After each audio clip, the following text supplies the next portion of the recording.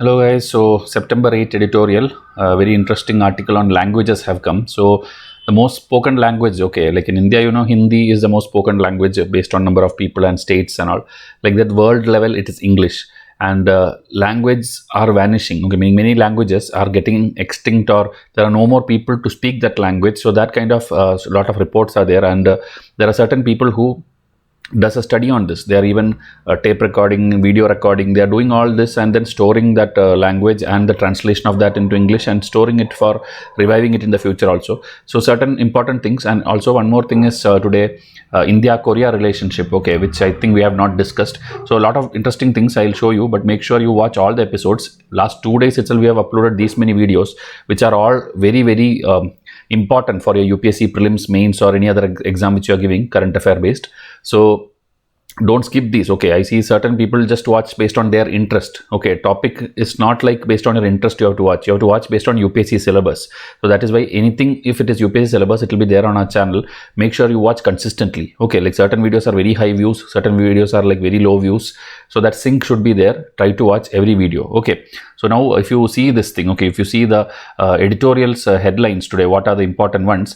The first one, you can see G20 summit. We have discussed it multiple times, and so no more new points are there to discuss. Okay, the static and the current affairs, everything we have done. Here, this also the ASEAN Myanmar, we discussed the military rule there, and ASEAN, that time one point I told you that ASEAN is trying to solve their problem with a 5-point consensus. Okay, so that we have discussed already. So that again as a new article came because ASEAN summit happened recently. So that ASEAN summit, because it's not in editorial, maybe a separate video we'll make, but related to Myanmar, today's article, there is nothing else to discuss. Okay.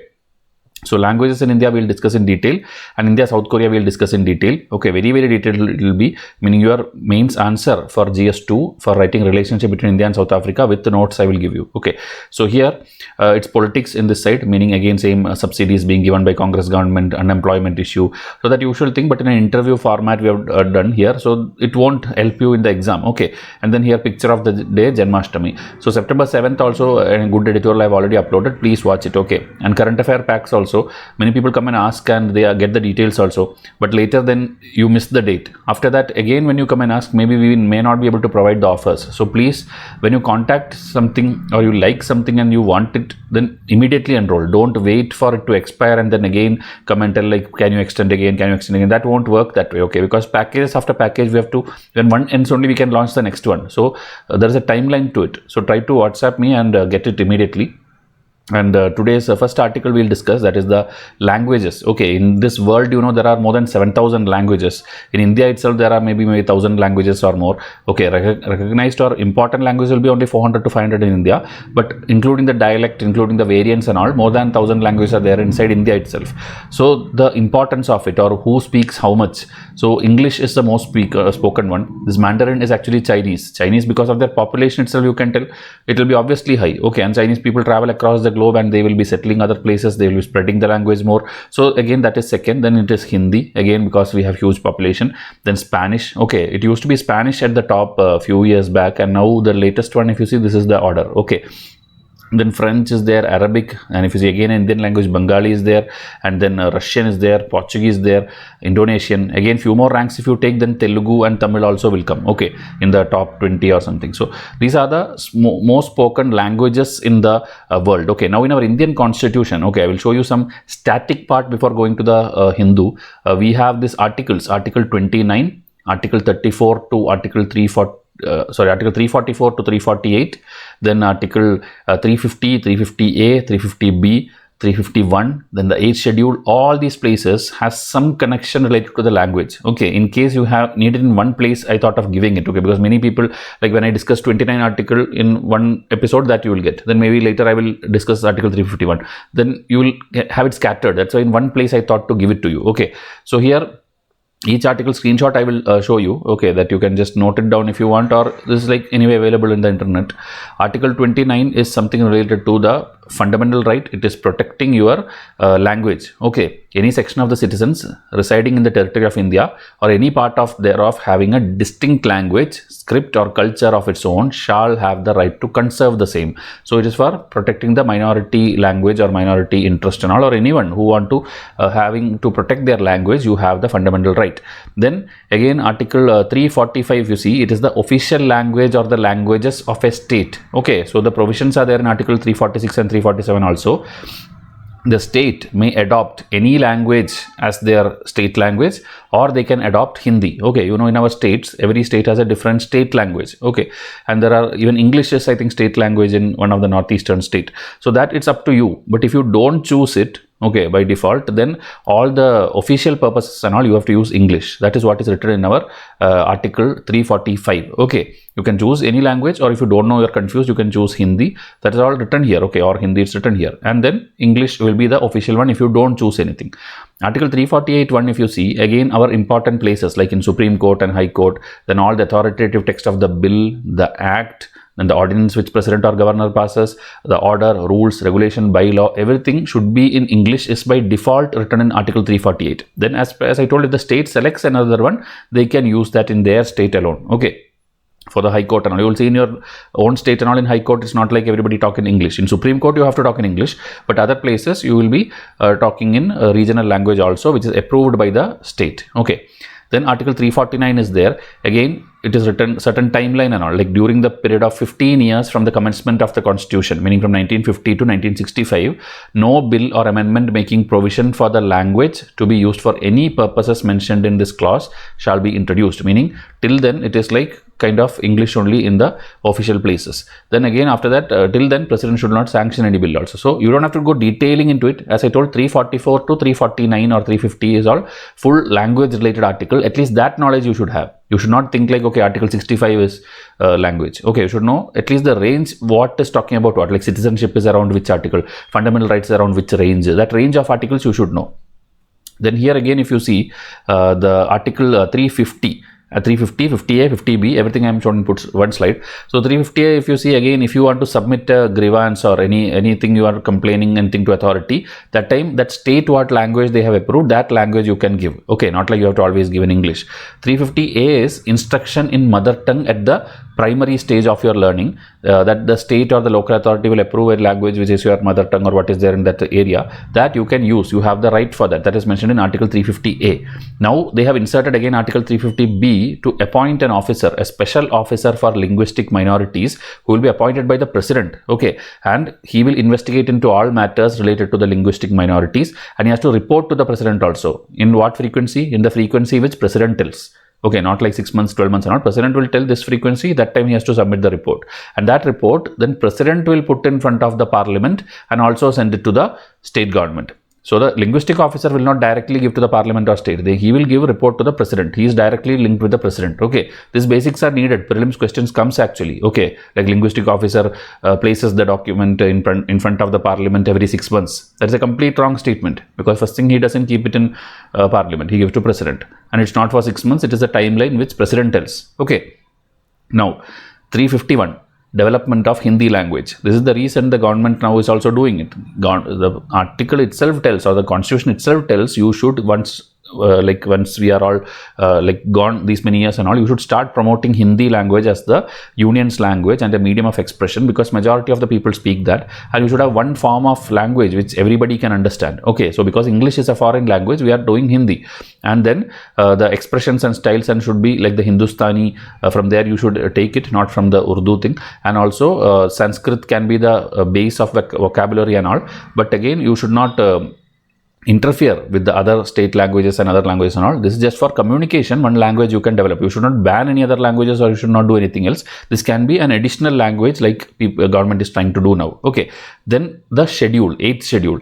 So 8th schedule provisions again in Article 344(1) and 351 also it's there, and it's told that it provides for the constitution of a commission by the president on expiration of 5 years from the commencement of constitution, meaning 1955.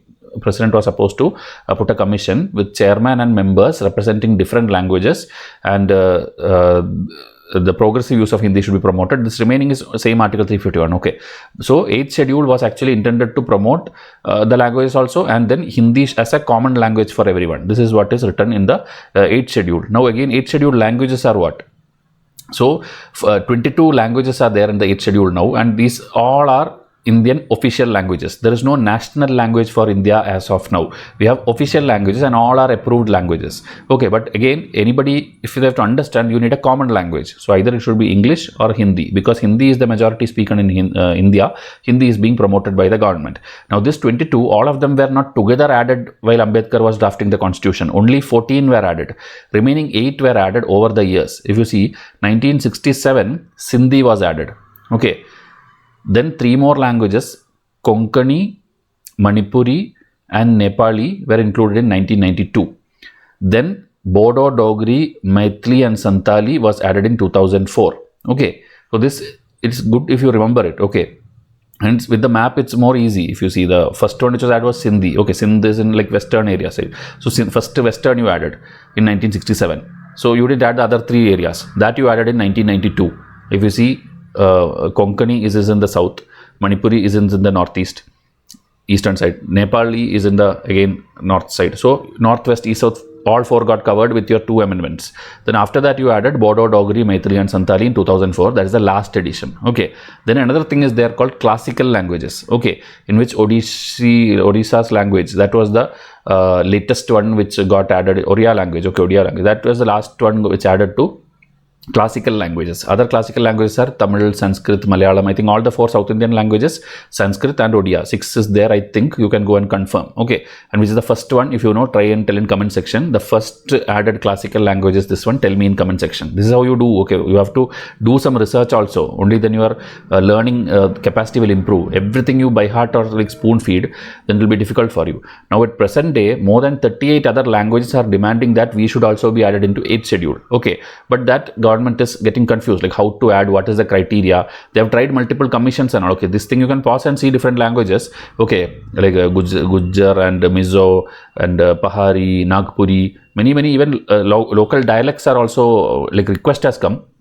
So government tried multiple criteria, it failed. It tried this Pahua Commission 96, the Mohapatra Commission 2003, everything, but they couldn't get a criteria. Okay, now they're just keeping the sentiments of the people in mind, and also the how old is the language, how many dialects are there, how much widespread it is. So some random thing they are doing, and then they are deciding whether we should include it in the 8th schedule or not. Okay, so that is the static part. Now we'll see this editorial, vanishing languages. So English as a common language, you know, the Britishers' time, we learnt English, and then it helped in our freedom struggle also, because everybody in the different places now understood a common language and they could come together. Okay, but again, in urban areas and all, now English is very common. Okay, people, whichever language you are, mother tongue, whatever it is, you start speaking more and more English because of your work and the cities you are in. Okay, and because of the migration also, you are not in your home state, you are working somewhere else. So English is more comfortable for you. Now, this leads to a question: why can't the complete world talk in one language so that there is no complication at all? You don't need that machines and all in United Nations where it translates and all. One language is enough, everyone. Okay, that is the question which author is asking. So same thing, Britishers did a blunder by teaching and all. And now language is a vehicle to transfer information, ideas and emotions. One line if you want to understand what is language.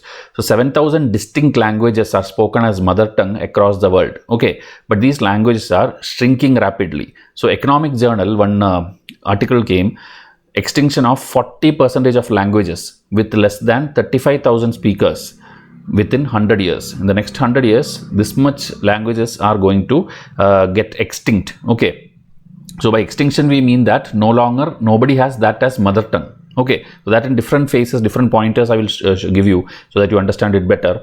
So language is shrinking with time. Mother tongue of half the people in the world belong to a pool of 10 most spoken languages. Okay, so half of the people are having only 10 languages as their mother tongue language.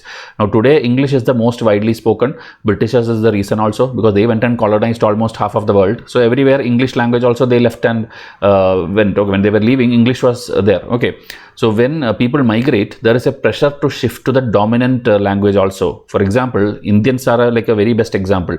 Indians go to USA and settle. Many people we go. Okay, so we go to USA and settle, especially from the south. Majority people go outside. So they go outside and settle. So they are the first generation. So they are like bilingual. They know their language also, they know the English language also, because for their work and living there and all, you need to know the language, and sometimes it is the necessity of the job also. Without English they will not give you a job also. Or like Dubai and all, meaning without Arabic also you can survive there, but there will be certain jobs where they tell Arabic fluency is needed. So you will learn Arabic also. So you know 2 languages now. Then after that, the next generation, meaning you will go settle there, your children will come. The children may be studying in there itself. They never came to India. So they will now little bit lose out on your local language, whether it is maybe take Malayalam or take Tamil or whatever your basic languages, that maybe you are not learning. You are more comfortable with English and the Arabic there. Then after that, the third generation come, then no longer maybe they have no idea that their grandfather was once a person came from Tamil Nadu or Kerala. They will just directly speak that language and they became that citizen. They will even marry the person from there. Okay, the spouse will be from that country. So like that, your complete culture, complete language, everything you are giving away when generations are going on. Okay. So India is a good example for this migration, and English now has 340 million native speakers and more than 1.2 billion second language speaker, with much scope for further growth, meaning it is again going to grow. Okay, and Hindi with an estimate of around 586 million only. That, so author is asking, will we grow to the level of English? Will Hindi get promoted everywhere in the world any time in the future? Okay, so in a doubtful way he is asking based on the numbers now. Now certain indexes are there. Okay, index of linguistic diversity or the language diversity index, both are 2 different things, and it's not very big bodies and all. It is like, one is a Greenberg, one person is there. Greenberg is a person, American linguist who studies on languages. He gives certain criteria of how to measure languages. Then this Terra Lingua, one not-for-profit body is there in Canada. Okay. So they release these reports, and one report studies the trend over the past 30 years, how many mother tongue languages getting expired, and that is the trend they are measuring.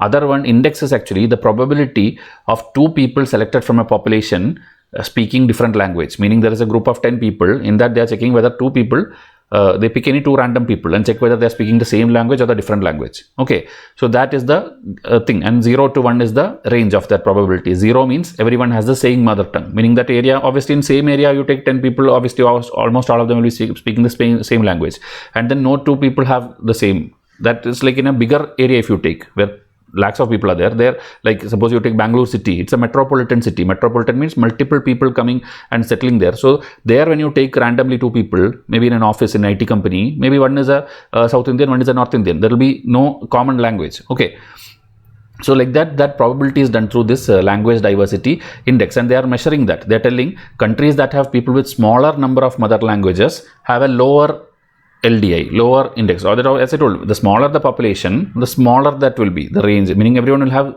0 kind of thing, meaning same language. Okay, but others will have more than 0.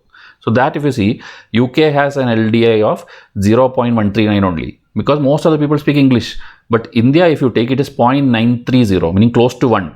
Because the variety, that much people are there, diversity, that much people and dialects and languages there, you take random 2 people, very less chance that their language will be same, whole of India. Okay. So again, USA if you take, even though people are going and settling there, it is 0.3. Okay. So UK 0.1, US 0.3, and India is 0.9. And then now the ranking wise, lowest ranking is to see Haiti, Cuba, Samoa and all. These are very tiny countries. So almost everyone will speak the same language. So that's close to 0. Top 3 are this Papua New Guinea, Vanuatu, Solomon Islands. These are also different islands, but there many people from different places have come and settled. So their range is high. Okay, number of people. Now, globally and regionally, if you see, by either case, the linguistic diversity is declining. Okay, because people go settle somewhere and they then learn each other's language, and then one common language exists. So globally and regionally, it is declining. Percentage wise, they have given 60, 40, 20 and all in different Australia, Africa and all. That is not important. Now, what we see is that a great number of people in the world are transitioning to just a few dominant languages at the expense of several smaller ones. Again, as I told you, are learning one language and you are forgetting that other language which very less people are speaking, and finally it will get extinct also. Then in America, there is a Linguistic Society of America. They're telling there is a dozen of languages, meaning more than 12. Today have only 1 living native speaker, meaning only 1 person is there who knows that language. Remaining everybody went and settled somewhere, or they started other languages and they are not speaking that language now.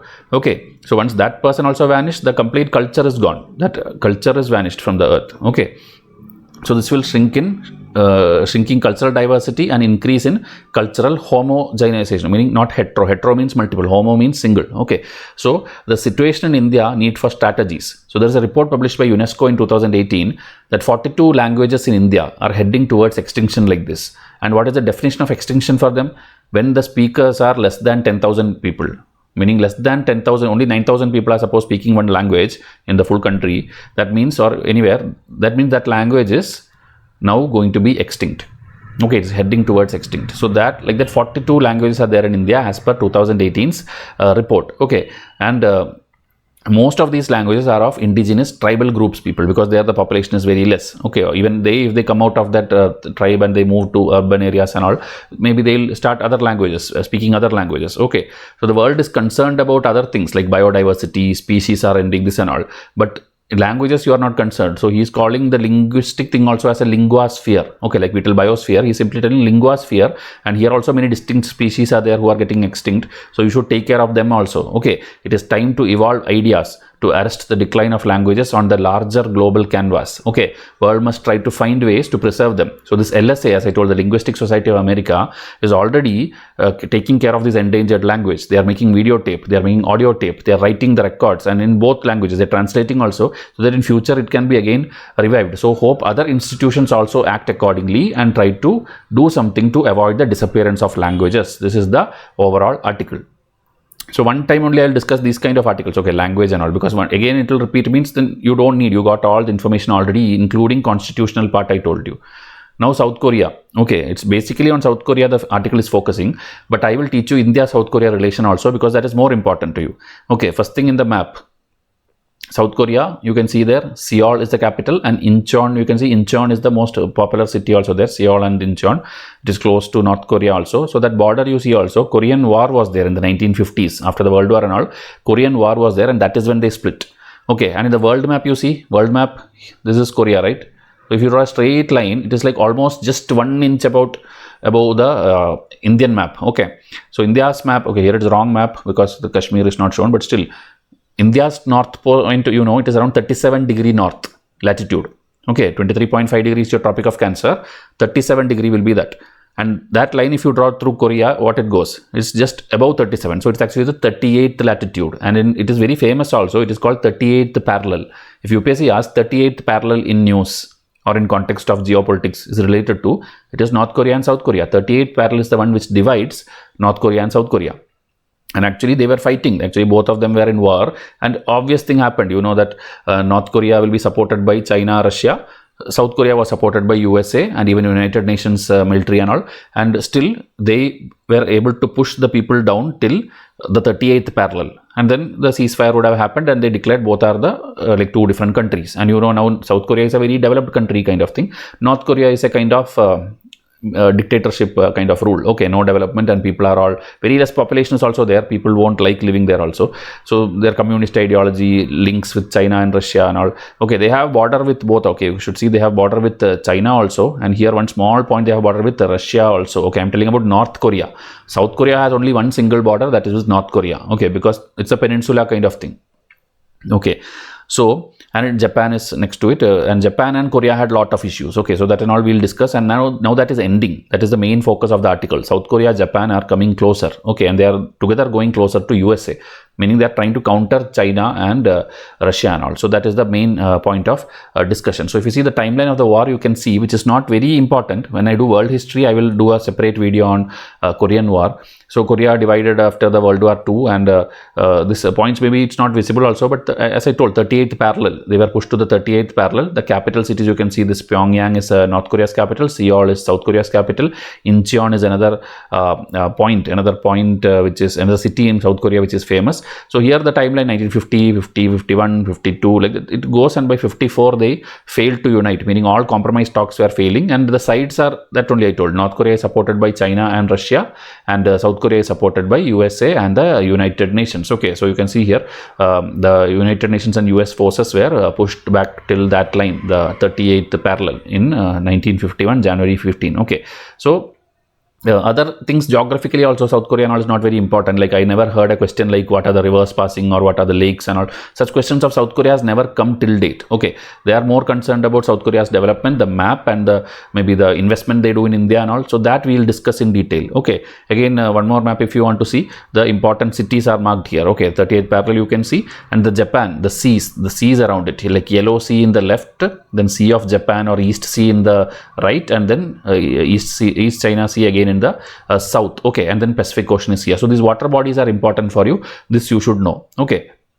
So now going to the article. Okay, after this I will do the static of India-South Korea relation. So a historic Camp David summit happened in August, where USA, Japan and Korea came together for the first time, and it's the beginning of a new strategic partnership. Okay, so today 2023 is very important for India also, because India and Republic of Korea is having the 50th year of their diplomatic relationship. 1973 we had the thing. Before that also we have ties that I will teach you, but 73 we had the proper signing of relationship, and now 50 years completed. So it's a good sign for us also, because we are close with USA also, we are close with Japan also, Korea also individually. Okay, so they coming together is good sign for us. Maybe Korea also we can add to our quad group or other things and all. So that thing is that is what author is suggesting. Okay, so India's Indo-Pacific policy, where we are trying to counter China's One Belt One Road and this maritime Silk Route and all, this is a very good development which happened. Okay, one of the most significant development of South Korea, Japan, USA trilateral meeting which happened. So now 5 points are given.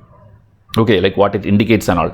So much needed repair in Seoul-Tokyo relation. As I told, Seoul and Tokyo means South Korea and Japan's capital cities.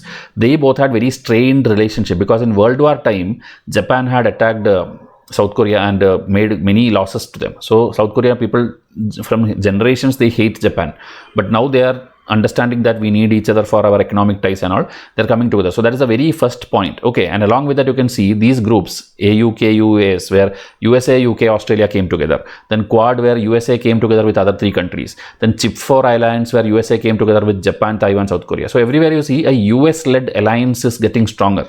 Okay, USA with these people, USA with that people, everywhere USA, especially in the Indo-Pacific, they have different groups and they are coming towards this area. So it's good that South Korea is also entering that. Now second point, South Korea is on a new strategic direction in the Indo-Pacific. Like I told, improved relation with Tokyo, more synergy with American view on China, because America hates China. So South Korea is also doing that now. Okay, and more engagement in the Indo-Pacific. So third point is strategic shift in Seoul's traditional approach of not offending China, meaning they actually, 20% of their export, Korea's export used to be to China. So they are afraid to tell anything bad about China or oppose them or go to US and all. They are afraid, because what if they stop the trade?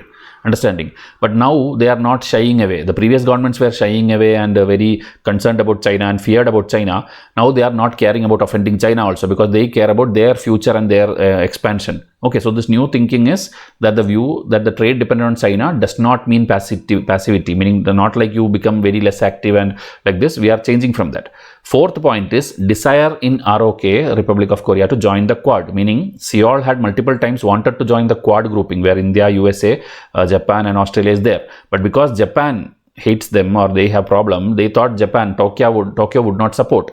But now, because they are coming together, they are going to join Quad also. Okay, that in the coming days you will come to know. Then finally, the new foreign policy enthusiasm in Seoul today. Okay, meaning their new foreign minister and foreign policy, they have a global vision, not like this just small trade in that eastern area. They also want to become big country, because Asia wise, if you take, I think they are the 4th largest economy in Asia. And now they want global exposure also, because we always talk about USA, Russia, China, India, Israel also we talk, but we don't talk about South Korea that much. So they also want that global space. They want to go against China, and they are supporting Ukraine very openly everywhere and telling we stand with Ukraine. And Japan, they are engaging Indo-Pacific. So they are doing everything to become that global player. Okay, now again, geopolitical context, India and ROK related also 3 points I will tell you. That is their strategic, I told 50 years of strategic partnership it is. So there are a number of reasons also now that first that India should be concerned about this. First thing is the location. Okay, this Republic of Korea is where? It is very close to China. It is touching China also. Okay, and now it is becoming a US ally. Same is the case with India. India is also touching China, and we are having close ties with USA. So we are a like-minded strategic partner. That is one. Second one, the China and its unilateral attempt to control the world, full road, full water, everything is theirs. So that threat, that is a threat to Korea. That is a threat to India also. So again, we have some common point.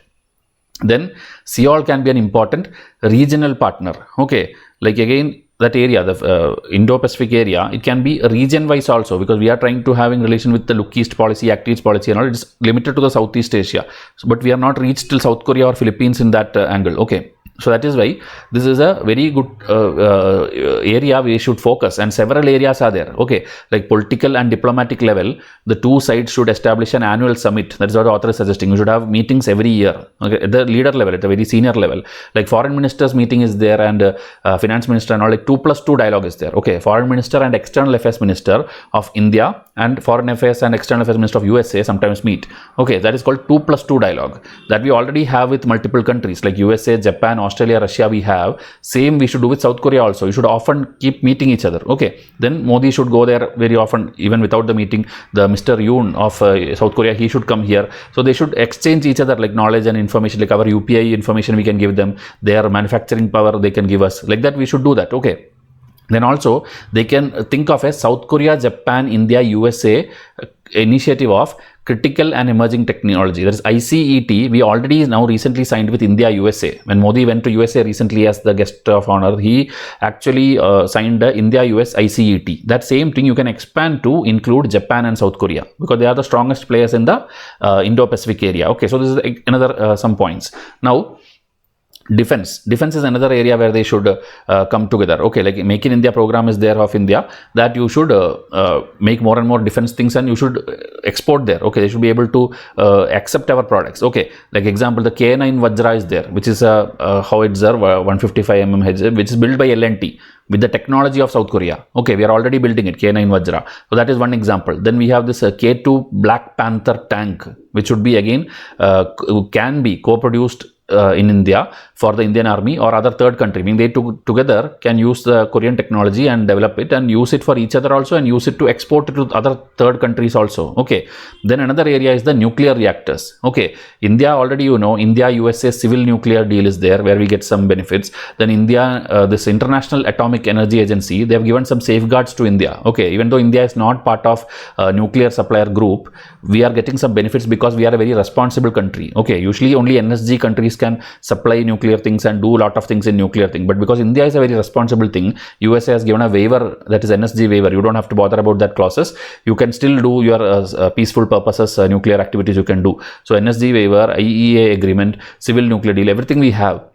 Still, we are not able to import too many nuclear reactors and things and all because of this. Again, some countries still feel like, why should we give to India? India is not our P5 countries, or India is not an NSG country. So that thing is there. So you should find a like-minded partner like Korea who is good in making these nuclear reactors also, and you should try to import it because they are already proven it. South Korea have a remarkable record in supplying cheaper and faster nuclear reactor to UAE, Saudi Arabia and European countries and all. Already South Korea is doing it. So why can't New Delhi also consider this and purchase Korean built reactors, because we need a lot of nuclear energy and clean energy for the future. Okay, so with a new strategic outlook along with USA, Japan, Australia, everything, if it works properly, it will work in favor of India and Indo-Pacific region. That is what the author is suggesting. This is the article over. Now I will give you the main answer or the points for the India-South Korea relation, which I will do only once. Now in future I will never do India-Korea. Okay, I have already done India-Greece. I think I have done India-France. I have done India-USA. Like this, I have done this, and this compilation. This is your complete GS2 preparation free of cost. Okay,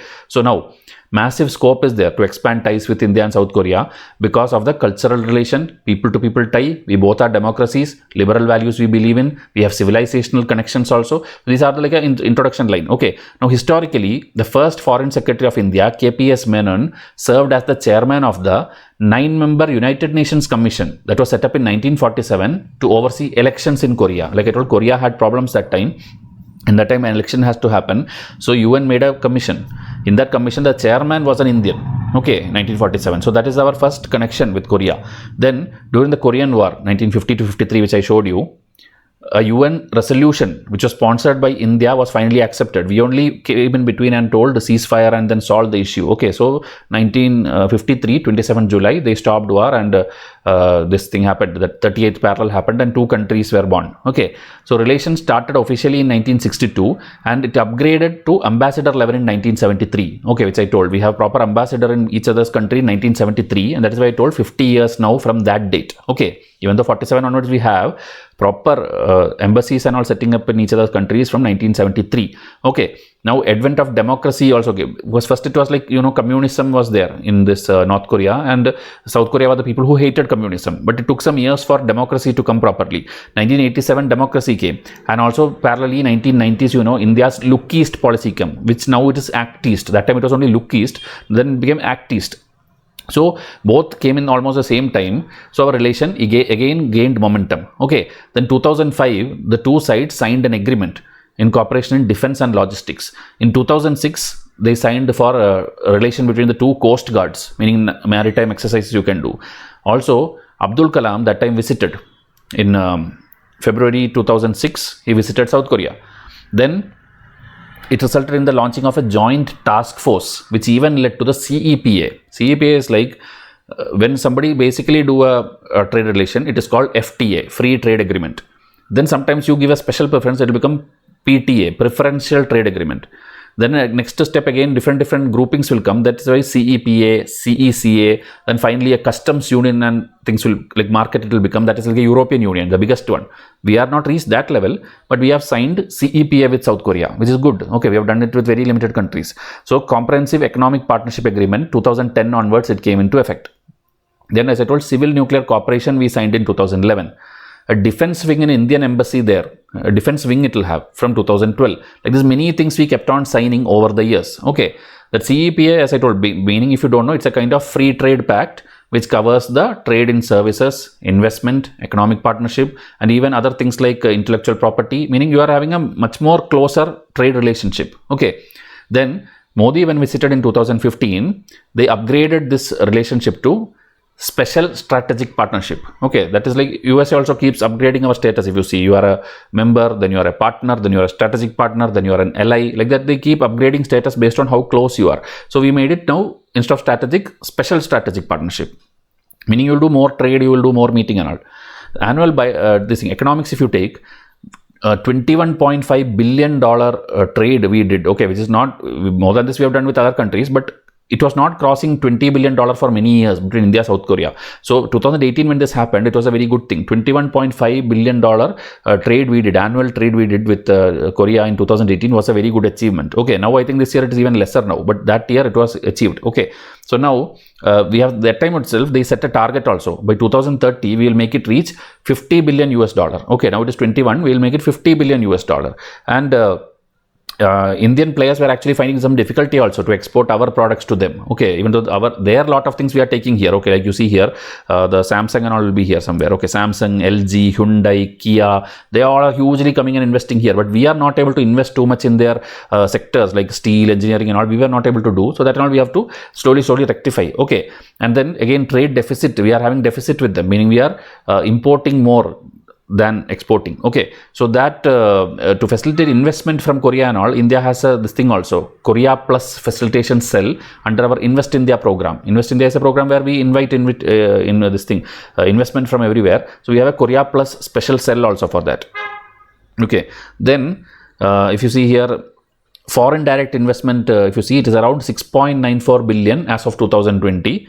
Then these company names I already told you. Samsung opened its world's largest mobile factory in India recently. Okay, which gave a lot of jobs to people also and capacity to build a lot of handset also. So, you know, our relations only improving only over the years. Okay, then India's, like we have multiple policy like Look East and all. South Korea has a policy called New Southern Policy. Okay, because Korea, you know, it's a little bit in the north, right? Below that only the Asian Southeast countries and all is there. So they had something called New Southern Policy. Like we have Look East, they have Look South. Okay, which was in 2017, this President Moon only announced.